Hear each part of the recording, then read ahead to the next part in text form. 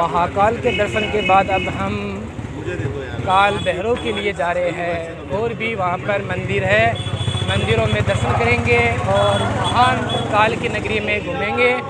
अभी हम ऑटो में बैठे हैं, चलिए आपको भी दर्शन करवाते हैं और अपनी महाकाल की नगरी में आपको घुमाते हैं।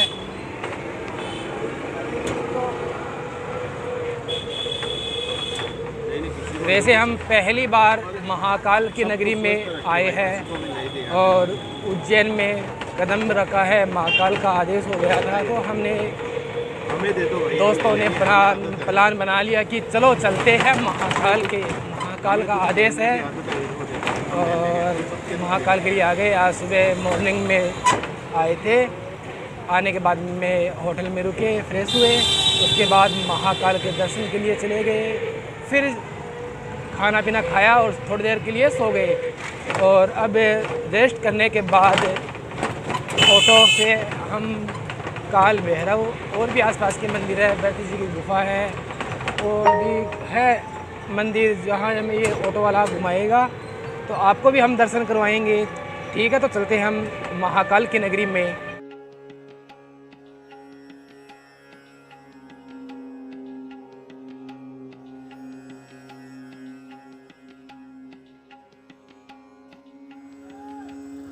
उज्जैन के काली घाट स्थित कालिका माता के प्राचीन मंदिर को गढ़ कालिका के नाम से जाना जाता है। देवियों में कालिका को सबसे महत्वपूर्ण माना गया है। गढ़ कालिका के मंदिर में मां कालिका के दर्शन के लिए रोज हजारों भक्तों की भीड़ जुटती है।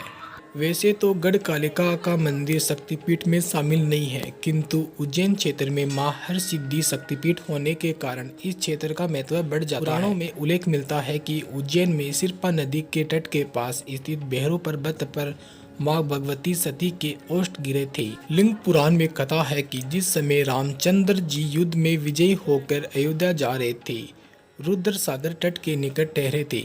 इसी रात्रि को भगवती कालिका भक्ष्य की शोध में निकली हुई इधर आ पहुंची और हनुमान को पकड़ने का प्रयत्न किया, परंतु हनुमान ने महाभीषण रूप धारण कर लिया।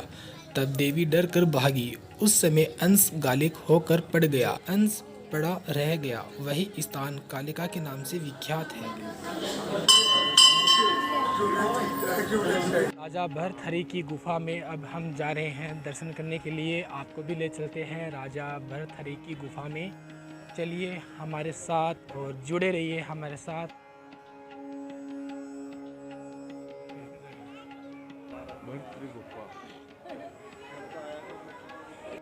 राजा भर्तहरि की गुफा के लिए अब हम निकल चुके हैं। अभी आपको थोड़ी देर में हम राजा भर्तहरि की गुफा के दर्शन करवाएंगे।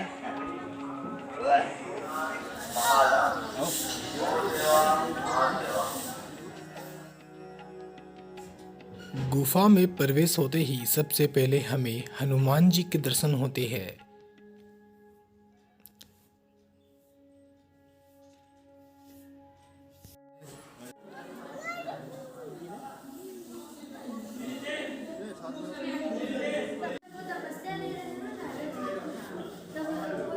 इस गुफा में राजा भर्तहरि ने 12 वर्षों तक तपस्या की है। उज्जैन में आज भी राजा भर्तहरि की गुफा दर्शनीय स्थल के रूप में प्रसिद्ध है। राजा भर्तहरि की गुफा के अंदर आते ही हमें गर्मी भी लगने लगी है। यहाँ का तापमान बिल्कुल गर्म है और बिल्कुल अच्छा लग रहा है कि यहाँ पर आने के बाद में हम आपको चलते हैं नीचे की ओर। गुफा में हम जा रहे हैं।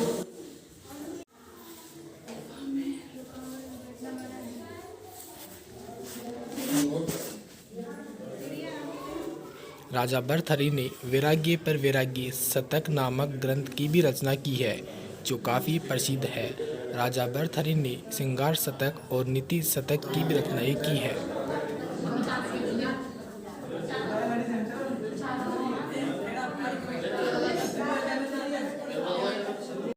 गुफा में जाते ही इतनी गर्मी लगने लगी जैसे गर्मी का मौसम हो और सर्दी का मौसम है, आपको पता है। फिर भी हम अंदर गए तो हमारे पसीने आने लगे और गर्मी बहुत थी।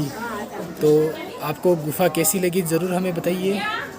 चलिए हम चलते हैं और आगे के मंदिर में हम आपको दर्शन करवाते हैं। बने रहिए हमारे साथ।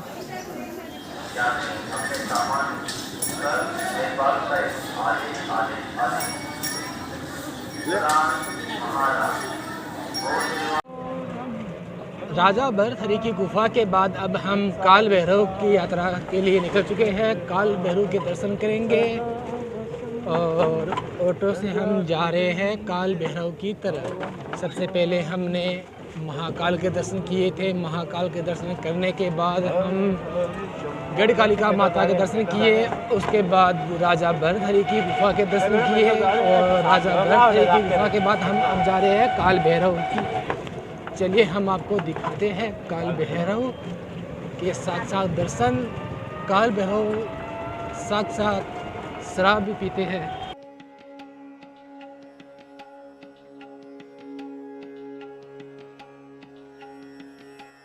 हम आ चुके हैं काल भैरव और अभी काल भैरव मंदिर में जाएंगे। आपको काल भैरव मंदिर के दर्शन करवाएंगे। चलिए चलते हैं काल भैरव मंदिर में, आपको दर्शन करवाते हैं काल भैरव के। हमारे देश में ऐसे अनेक मंदिर हैं जो अपनी अनोखी परंपरा व रहस्यों के लिए जाने जाते हैं। ऐसा ही एक मंदिर है मध्य प्रदेश के उज्जैन में स्थित भगवान काल भैरव का।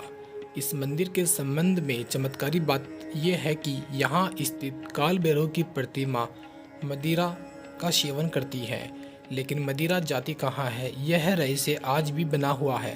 प्रतिमा को मदिरा पीते हुए देखने के लिए यहाँ देश दुनिया से काफी लोग पहुँचते हैं। आश्चर्य की बात है कि देखते ही वह पात्र जिसमें मदिरा का भोग लगाया जाता है वह खाली हो जाता है। यह शराब कहाँ जाती है यह रहस्य आज भी बना हुआ है। यहाँ रोज श्रद्धालुओं की भीड़ उमड़ती है और इस चमत्कार को अपनी आंखों से देखती है।